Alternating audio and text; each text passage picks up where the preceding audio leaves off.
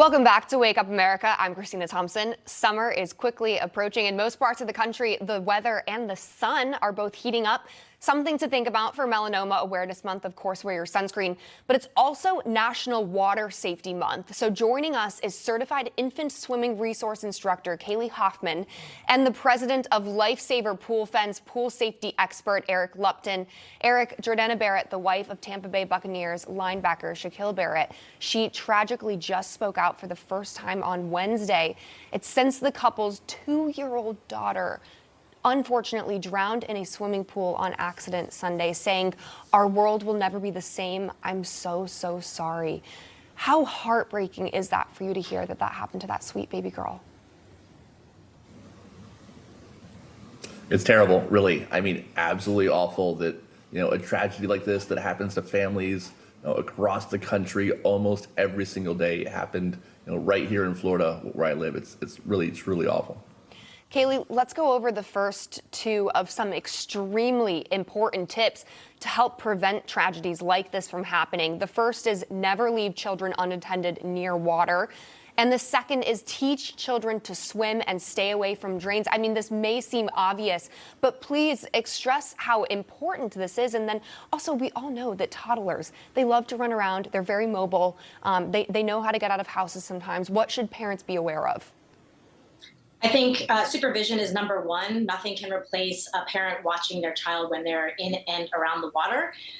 Even if there are lifeguards, you don't want to leave a lifeguard to be the person watching your child. So if a child is in the water, your eyes should constantly be on your child if you're not in the water with them. And then I would implore parents to get your children into effective swim lessons. Look for lessons in your community that specifically teach self-rescue. They are there, just look for them. Swimming lessons decrease the rate of drowning by 88%. And Eric, I know that you also tragically lost a child. I am so sorry for this. I can't even imagine. But you took that and you turned it around to help other parents, and now you specialize in the next two tips. That's installing proper barriers, covers, and alarms on and around your pool, and know how to perform CPR on children and adults. What is that message that you have for parents?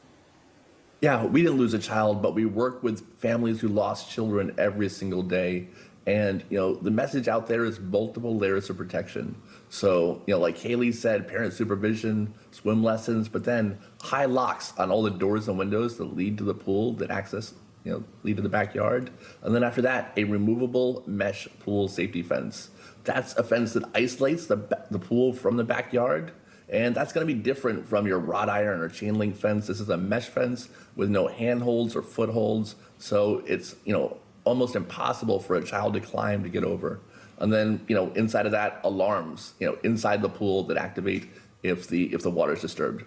Kaley, I think that a lot of parents don't know this, but drowning is actually the leading cause of death for toddlers 4 years and under.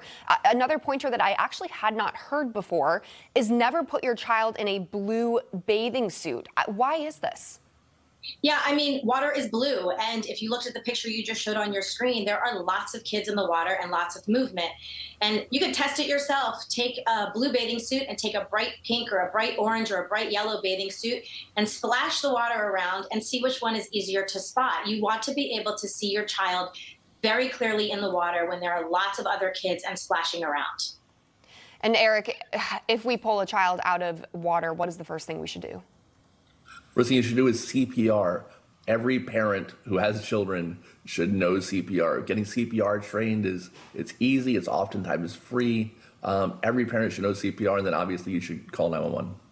All right, Kaley, Eric, thank you for coming on this morning, for sharing these life-saving important tips. Rob?